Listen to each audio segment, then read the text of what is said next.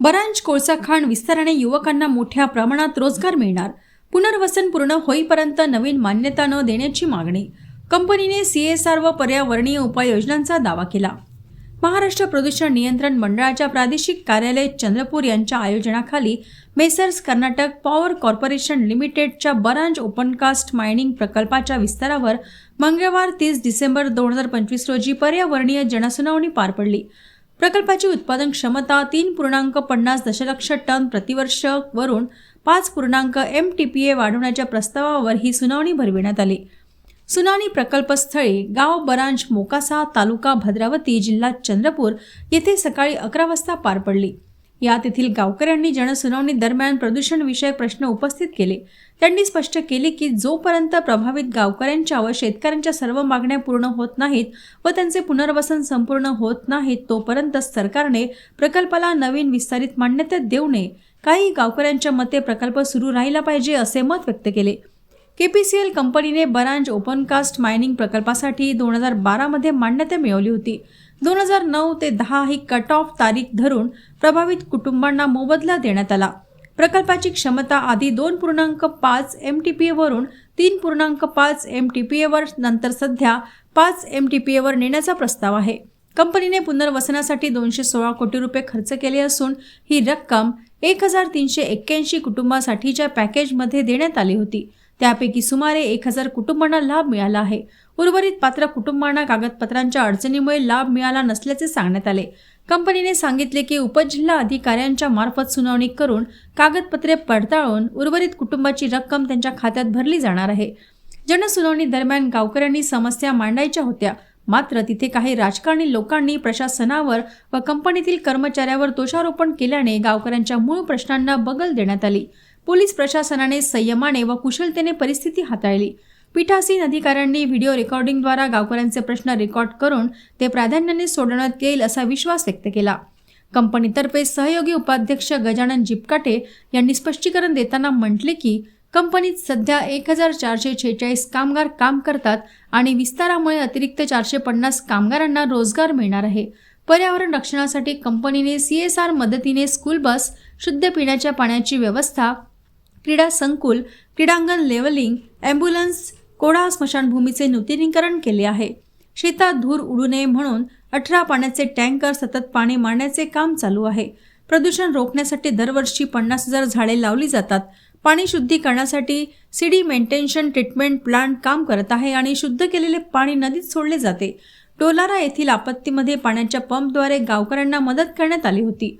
या जनसुनावणीचे video recording करण्यात आले होते. सुनावणी दरम्यान चंद्रपूर जिल्हा परिषदेचे तानाजी यादव, कलेक्टर व्यवहारे व उमाशंकर भादुले या अधिकाऱ्यांनी काम पाहिले. KPCL कंपनीतर्फे बंगळुरू येथील मुख्य अभियंता यथिराज S व मुख्य अभियंता शिल्पा D राज या अधिकाऱ्या उपस्थित होते. कंपनीच्या मते बरांज कोळसा खाणीमुळे येथील शेतकऱ्यांचा जीवनस्तर उंचावला असून भविष्यात स्थानिक युवकांना मोठ्या प्रमाणात रोजगार मिळणार आहे. पर्यावरणाची काळजी कंपनी घेणार असल्याचेही मत व्यक्त करण्यात आले. कंपनीने प्रभावित नागरिकांना आवाहन दिले आहे की ज्यांचे प्रश्न सुटले नाहीत आहेत ते कंपनीच्या कार्यालयात येऊन आपले तक्रार अर्ज रीतसर सादर. पॉवर कॉर्पोरेशन इंटिग्रेटेड बरांज ओपनकास्ट मायनिंगची जनसुनावणी होती ती गावकऱ्याच्या सभेत पूर्णपणे पार पडली असे आम्ही जाहीर करतो. आणि कलेक्टर साहेबांचे आणि MPCBचे जे अधिकारी होते त्यांच्या उपस्थित ती पूर्णपणे पार पडली असं आम्ही जाहीर करतो. लोकांच्या काही समस्या आहेत, त्या लोकांच्या काही ज्या समस्या असेल त्याला आम्ही पूर्णपणे त्याची आम्ही नोंद घेतलेली आहे आणि आम्ही असे जाहीर करतो की त्या समस्याचं पूर्ण आम्ही निराकरण करू. प्रोजेक्ट हा कधी सुरू होणार आहे? हा प्रोजेक्ट 3.5 मिलियन टन ऑलरेडी सुरू आहे. त्याच्या ह्या विस्तारीकरण करता ही जनसुनावणी होती. तर ही जेव्हा शासनाकडून आम्हाला परवानगी येईल तेव्हा आम्ही ही म्हणजे सध्या आम्ही 3.5 करत होतो, पण जी वाढीव करता आम्ही मागणी केली आहे ती जशी परवानगी येईल त्याच्यानंतर आम्ही ही 5 मिलियन टन करता आम्ही याचं ऑपरेशन चालू करू.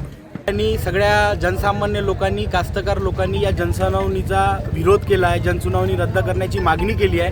कारण का त्याच्या मागचं मूळ कारण म्हणजे 2021 पासून इथं खदान चालू आहे. त्याच्या अगोदर 2000 पासून ते खदान चालू होती. मधात कोर्टाच्या मॅटरमुळे बंद होती. 150-200 करोड रुपयाचा कोळसा ठेकेदार लोकांनी चोरला. KPCL म्हणजे कर्नाटका पॉवर कॉर्पोरेशन लिमिटेडच्या नावावर फक्त कोळसा चोरीचं काम चालू आहे. आणि ज्या लोकांच्या शेत्या गेल्या त्यांचं अजूनपर्यंत पुनर्वसन झालं नाही. आजपर्यंत एवढे वर्ष कोळशामुळे, ट्रान्सपोर्टिंगमुळे दोन्ही लगतच्या शेतकऱ्यांचं नुकसान होऊन राहिलं. धुळीमुळे कापूस कमी पिकून राहिला, सोयाबीन कमी पिकून राहिलं, तुरी कमी पिकून राहिला, हरभरा कमी पिकून राहिला. तर कुठंतरी पंचनामे होऊन त्या शेतकऱ्यांना त्याची नुकसान भरपाई मिळायला पाहिजे होती. एवढ्या 8-10 वर्षामध्ये एकाही शेतकऱ्याला नुकसान भरपाई मिळाली नाही. गावाचं पुनर्वसन झालं नाही. त्याच्यानंतर स्थानिक मराठी लोकांना रोजगार नाही आहे. सगळे परप्रांतीय लोक इथं येऊन रोजगार करत आहे. बाहेरच्या गाड्या येऊन राहिल्या. तर नेमकी खदान चालवत कोणासाठी आहे तुम्ही? का हा विषय, हा संशय सगळ्या सर्वसामान्य लोकांचा आहे. आणि त्याच खदानीचं पूर्ण तुम्ही कंप्लायन्सेस पूर्ण नाही केले. मागच्या वेळेस जेव्हा एक कामगार मेला त्यावेळेला तिथं त्याचं ESIC नव्हतं, PF नव्हतं. पेट्रोलिंगच्या नावाखाली दादागिरी करते, सर्वसामान्य लोकांना वेठीस धरते, लॉ अँड ऑर्डरच्या नावावरती आंदोलनं दाबण्यात येते. आणि त्याची जुन्या खदांची म्हणजे पूर्ण तुम्ही कंप्लायन्सेस पूर्ण नाही केले. आणि नवीन खदांसाठी पर्यावरणवाले NOC द्यासाठी आज तयार आहे. तर म्हणजे हे प्रशासन जे नेमकं चालू आहे हे कोणासाठी चालू आहे? तरी या जनसुनावणीचा जवळपास इथं 2000 लोक होते. सगळ्यांनी विरोध केला. सगळे लोक बाहेर निघाले. आणि आम्ही कलेक्टर साहेबांना एकच विनंती केली की हे जनसुनावणी रद्द करा. तुम्ही 3 महिन्याचा वेळ घ्या. 3 महिन्यामध्ये जुने सगळे कंप्लायन्सेस, पोल्युशन कंट्रोल बोर्डचे जेवढे नियम आहे त्या नियमानुसार सगळं म्हणजे इथं व्यवस्था लावा. त्याच्यानंतरच म्हणजे जनसुनावणी घ्या आणि नवीन NOC त्यांना द्या. जोपर्यंत हे जुने कंप्लायन्सेस पूर्ण होणार नाही, शेतकऱ्यांचे पैसे मिळणार नाही. आणि आज सेंट्रल गव्हर्नमेंट ॲक्टच्या आतमध्ये हे कंपनी येते आणि स्टेट गव्हर्नमेंटच्या नुसार फक्त 12 ते 15,000 रुपये पगार देत आहे. एका महिन्याला एका कामगाराचा जवळपास 15,000 रुपयाचं नुकसान करताय. जर सेंट्रल गव्हर्नमेंट ॲक्टनुसार पैसे दिले तर 30,000 रुपये पैसे त्यांना 30,000 रुपये भेटते त्यांना. तर असं सगळं शेतकऱ्यांची, कामगारांची पिळवणूक आहे. आणि इथं मराठी लोकांना कुठंही या खदानीपासून फायदा नाही आहे, कुठेही रोजगार नाही मिळत आहे. म्हणून हे खदान त्वरित बंद करण्यात यावी. जोपर्यंत कंप्लायन्सेस पूर्ण होत नाही याचं ट्रान्सपोर्टेशन बंद करण्यात यावं असं सगळ्या ग्रामस्थांच्या वतीने, सगळे तंटामुक्ती अध्यक्ष आहे, भद्रावतीचे नगराध्यक्ष आहे, सगळे सरपंच आहे, सगळे बेरोजगार युवक आहे, आपले सचिन डुकरे साहेब सरपंच आहे. तरी सगळ्यांच्या वतीनं एकच मागणी आहे, खदान बंद करा, जुने कंप्लायन्सेस पूर्ण करा, शेतकऱ्यांचं पुनर्वसन करा आणि शेतकऱ्यांचे पैसे द्या. त्याच्यानंतरच खदान चालू करा. अन्यथा या ठिकाणी शिवसेनेच्या वतीने जरी आज आमची सत्ता आहे, एकनाथ शिंदे साहेब गोरगरीब जनतेचे, शेतकऱ्यांचे नेते आहे, ते आमच्यावर कुठेही अन्याय होऊ देणार नाही. जर या ठिकाणी प्रशासन ऐकलं नाही तर सगळ्यांना घेऊन आम्ही मुंबईला एकनाथ शिंदे साहेबांकडे जाऊ आणि याच्यावरती तोडगा काढू.